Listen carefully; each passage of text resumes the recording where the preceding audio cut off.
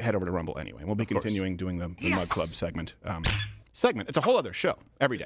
It is. It really is. Okay, so let's get to Gerald Knows Things here. I don't know if we have a stinger for this, but it's about Tucker Carlson. Don't worry, I know. I just messed up your whole I'm fine. Your map.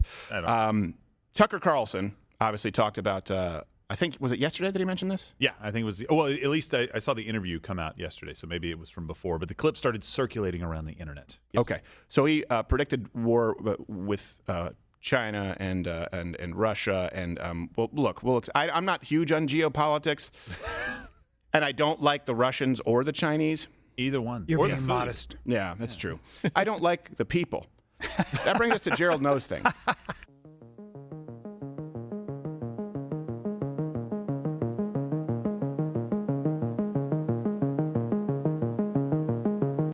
All right, so Tucker was talking with Adam Carolla, and he predicted that, and this may sound a little bit far out, but if you follow through on this logic, it actually makes a little bit of sense. It's in the realm of possibility. This is kind of like an Alex Jones moment. We predicted this when the war with Ukraine started. No. We didn't predict that he would start a war to stay in power. So. Oh, no, not Biden. No. So we predicted that obviously it would unfortunately force Russia into the arms of the tiny arms of China. Well, it's going to force them into the arms of China, but really his point right now is that we are technically kind of in a Cold War state because we're funding the enemy of Russia. So this is specific to Russia. He's saying within a year, we're going to be drawn into a hot war with Russia right here in the clip. So they can't lose. They will do anything to win. So how do they do that? They're not going to do COVID again. I know everyone on the right's afraid they're going to do COVID and mask mandate. They're not going to do that. They can't do that. If they've already been exposed, that won't work. There's going to be no. What are they going to do? They're going to go to war with Russia. Is what they're going to do. There will be a hot war between the United States and Russia in the next year. And really? Yes, of course. They want it anyway. I don't think we'll win it, but that's a separate analysis. But I think it's a political matter. They need to declare war footing in order to assume war powers in order to win. I believe that. And I think the evidence suggests that's true. What do you think is wrong there, Gerald? I think we'd win. I think there's no real winning a war like that today, though. I think is what he means. I think these are unwinnable wars. Well, but he didn't say that. So he didn't say like nobody wins. He said, and we won't win. You know? Yeah, I mean the Russian military is a joke now. It is a joke. They've been exposed. A lot of nukes. We have them. I think they have. Maybe they have slightly more. We have slightly more. I can't remember. We're the top two, obviously, in the world, and we have lots and lots and lots and lots of nukes. Yes, I get that. I don't think that we go to a nuclear war, but his point is that if the Biden administration has no other options and they get us into a war and declare, and he said, kind of the War Powers Act and making sure that the party in power stays in power in that situation. So there is no election. Yeah. If they can't get Donald Trump one of these ways, this is a way for them to stay in power. And I think this is a little out there for me. I don't necessarily agree that that's going to happen. I don't think it's out there to make the statement that administrations understand that a perpetual state of war is often good. But to stay in power, that's a different thing. I don't think, I don't know. In other words, it's a very clear, and you guys can comment. Well, I'll be interested to hear the discussion or read the discussion in the comment section. Sometimes I have it read to me in one of those AI voices. But it is interesting to think, okay, there's a path. There's a straight path with the lockdowns, with the mandates, how that affects the election. We know that happened, right? Yes. And I don't think that they will accomplish it. I hope not. I know that there are plenty of people who are willing to be useful pawns, and we'll get into the abuse of the elderly in a little bit as well. But I don't see the direct path, and it doesn't mean that it couldn't happen with a war with Russia, the direct path into affecting the election. In other words, if you're saying, hey, we believe that maybe it'll increase his popularity because you'll be able to sort of project this pseudo-patriotism and vilify, this foreign enemy, yeah. But there's a very clear rule set with COVID mandates on how you win an election by abusing that. With absentee ballots and things like that. Right. Yeah. Yes. So Tucker's point is that since it's already happened, it probably won't happen again because we're more aware of that kind of thing. But don't you think it's way easier? Both are hard, but it would seem to be way easier to instill mandates or lockdowns than starting a hot war with a nuclear power like Russia. I don't even know how we'd start that. I think they're both easy to do. I think it's a tougher sell as far as a straight path to winning an election. Right, that's my thought. But you would need somehow for, I think, Russia to invade a NATO power like Poland. You don't. No. All you need is for it to appear as though Russia invaded a nuclear power, or a NATO power like Poland. That's it. All you need is somebody to do something that you can make. Hey, they did this, and that's how pretty dare you? easy. I mean, those Polacks are surly. You just say, hey, I think I see some Russians over there. What? What the heck? No Russians over here. Hey. And they're like, there we go. Now let's pop off some nukes. Yeah. So we'll see. I don't know. But you've been hearing this, by the way, for a very long time, the threat of the Russia-China alliance, and we've talked about that as well. So this is not new, but here's a refresher. U.S. officials have been closely monitoring signs of increased cooperation between Beijing and Moscow, as you know. Would China and Russia form an alliance against the U.S.? Do you think that's a realistic possibility? I think it's not only yes, lady with windswept hair and no wind. Situation that we're seeing right now unfold. Last February, President Xi and President Putin met in Beijing, where they signed a joint declaration promising each other a partnership without any limits. You conveniently left out the most important part of the deal, which is what the United States wins out of it. That would only be conditioned on Vladimir Putin exiting his military alliance with China. And just to be clear, as far as an update that matters, the Chinese just incorporated a Russian island into their territory on a new map. Now, I don't know if that's a map-o. But that's a power move right there. Yeah, it's a power move. It's like, that's ours. And sometimes, we have our investigative journalism unit, but a lot of people don't realize we also have, we have exclusives that are given to us across the globe on a regular basis. We have an exclusive leaked phone call of Xi Jinping, Putin, which may have been what led to the current state of affairs. Hello, Raf. Hello, my friend. Call me Lee. You call me President Putin. I was wondering. You go first. No, you go, Ham. No, please. No, please. I insist, go, Ham. Okay, I'll start. You start him. I start now. You start him. We have common enemy. And you want an alliance. What? An alliance. Alliance. What? You want an alliance. Alliance. I don't, I'm getting maybe. Do you understand Chihua? Live Chihua? Lock up? I don't. One more time, please. I make you laugh. No refs. Refs are weak. Russia is strong. Never mind, I call Kim Jong-un. This is fake hang-up? Real hang-up?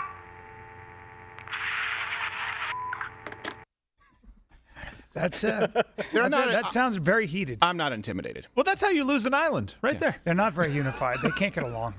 They're not very unified. Don't hang up. This has been Gerald Knows Stuff.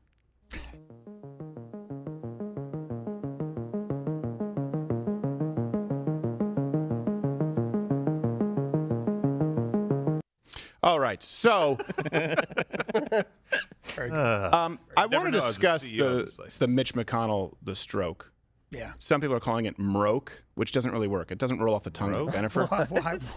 I don't know. Come on, guys. Come on. Hey, everyone, let's be tasteful. Yes. There's nothing funny about any of this. Now, I will say this. This is sad, of course, but it's something that's lost, I think, in a lot of people. It's easy to sort of make fun of Mitch McConnell or former Vice President Joe Biden. But we do have, this is the median demographic, the median age, I should say, of our political leadership.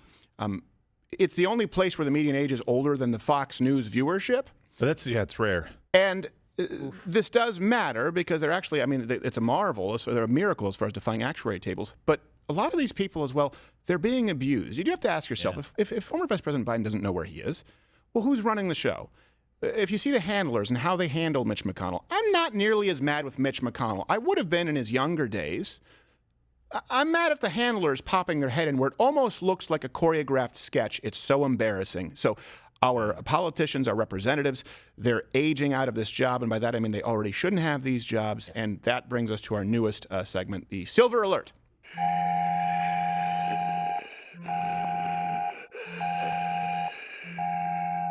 Now, Seth Meyers and Colbert couldn't do that because that's a gross violation of the FCC to use that warning sound.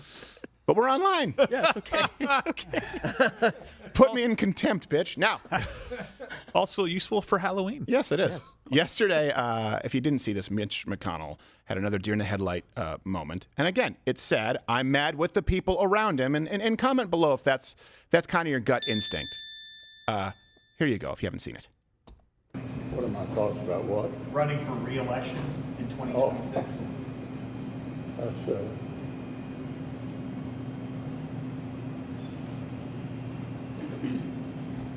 There's Did your you hear answer. the question, Senator? Running for re-election in That looks like a 2026? sketch. Yeah. But he's just he All shouldn't right, I'm be sorry, there. you all. We're going to need a minute. Shouldn't be there. Penny. We're going to need a minute. You mispronounced Eon. It should be noted that McConnell, by the way, is 81 years old, which is old for a tortoise.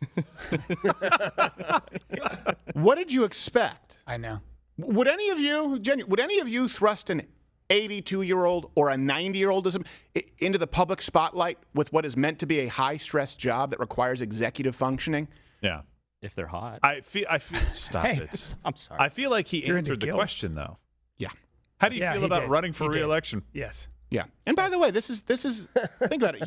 He fell down, or there were rumors that he fell down earlier this year. And then there was another moment caught on camera. Again, it's sad, but the point is this doesn't exist in a vacuum. This is Right. Mitch McConnell in July.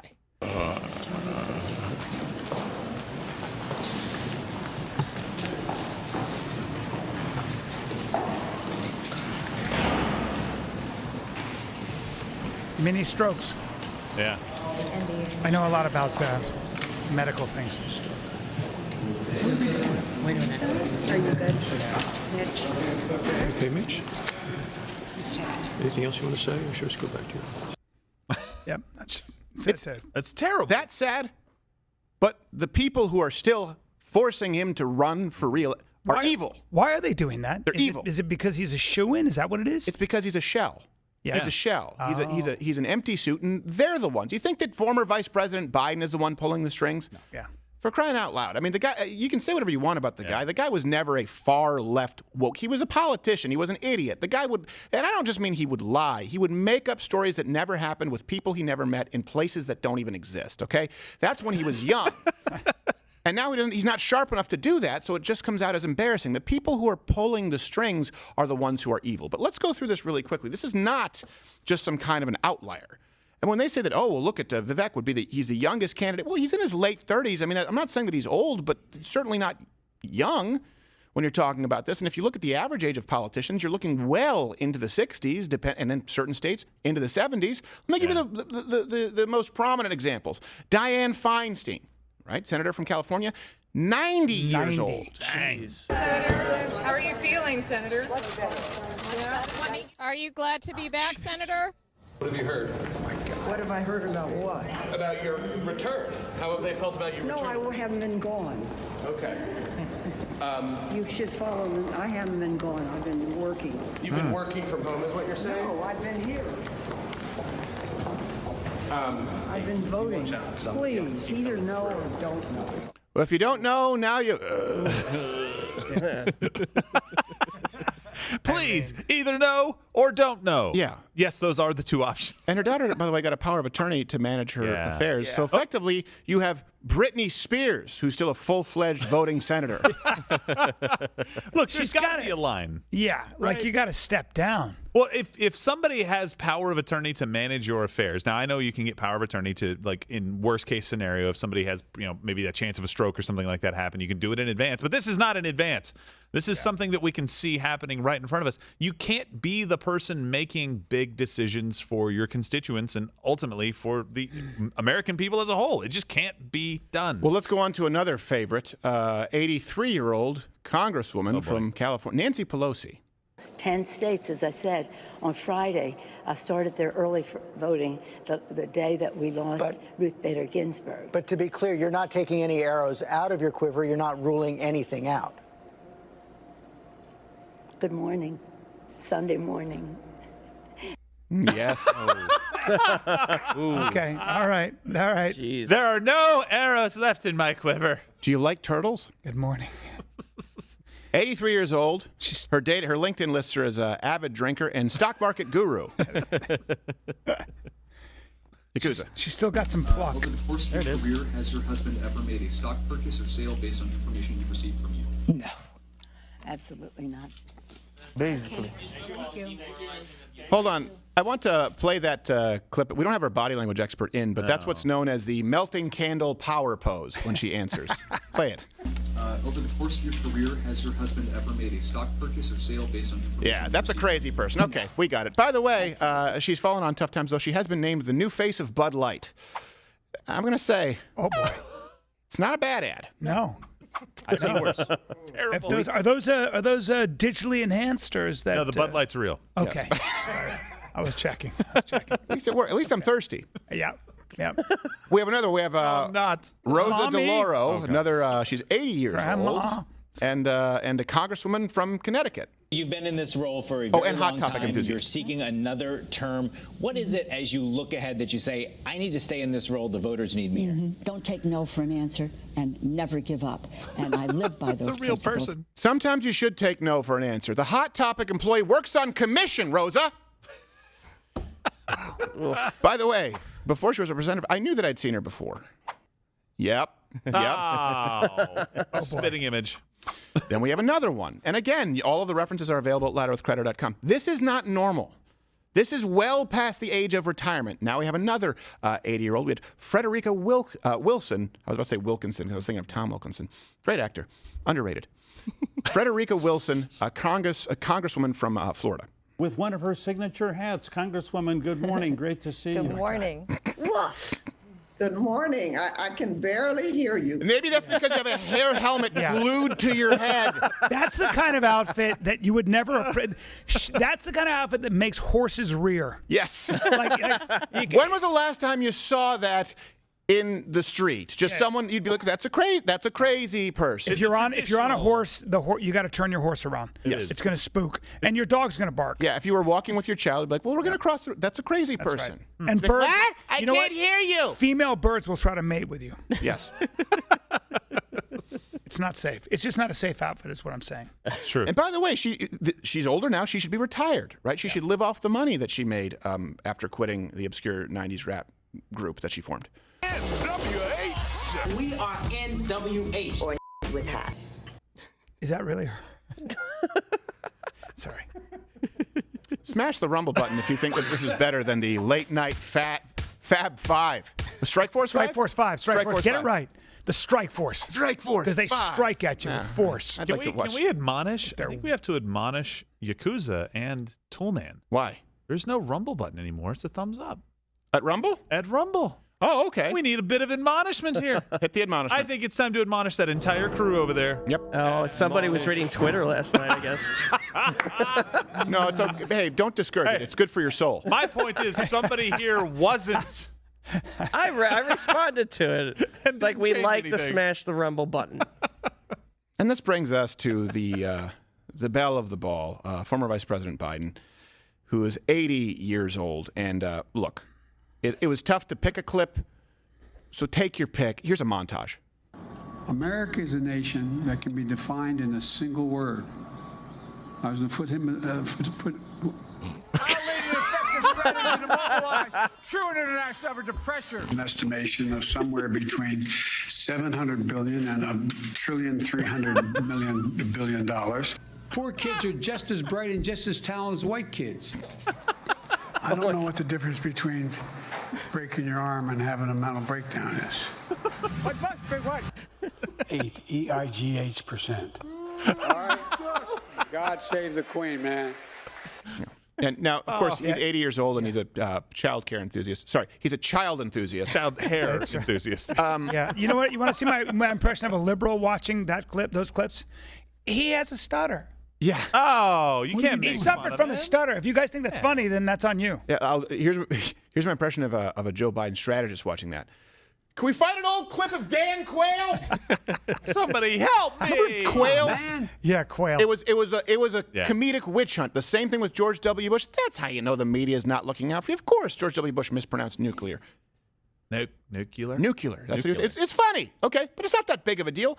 This man is senile. This man doesn't know where he is. That's how you know. But where are the comics talking about this? It's incredibly rare. And by the way, an honorable mention, just while we're talking about capabilities of representatives, and this is how you know that it's not a meritocracy. People got mad that we made fun of him, but we tried to make fun of him so that he wouldn't be a representative in order to avoid exactly what is happening, John Fetterman. Hey everybody, it's John and Giselle. As you can see, we hit a little bump on the campaign trail. It was on Friday. I just wasn't feeling very well, so I decided, you know what, I need to get checked out, so I went to the hospital. You get checked out. Yeah. And an unelected Supreme Court justice will try to blow up our economy. That's on them if they have to judge on that. So. And the Eagles are so much better than the Eagles. Oh, jeez. Mr. Fetterman, Yeah, you need any help? I need all the help I can get. Well, that last one wasn't necessarily his. It wasn't his fault. Wasn't necessarily his fault. Well, It just makes sense. sometimes God doesn't like the flag behind people like that. Oh, maybe that's the case. And then George Zimmerman ran out and punched him. He's a giant man, huh? Yeah. Well, you have to, the weight class, he gets put into the super heavyweight with the goiters. Now, gosh. He's only 54, but again, he had a stroke in May before before he was elected, and then he had multiple afterwards. He was, and by the way, he was hospitalized for depression in February of 2023. Here's the thing. Men shouldn't be shamed for depression, and we'll do a segment next week on why suicide is almost entirely outside of transgender individuals. By the way, you may need to hit the YouTube dump button out there for us. But it's true. As far as normal demographics, it's almost exclusively a white male problem, and a big part of that is because a lot of them don't get help for depression. Yeah. However, it can be a side effect of strokes, yes, and certainly of repeated strokes. And that is a concern when you are electing an official. In that case, it is relevant. And we expect him to serve in his current mental state for decades. Unfortunately. For decades. That's what happens when you run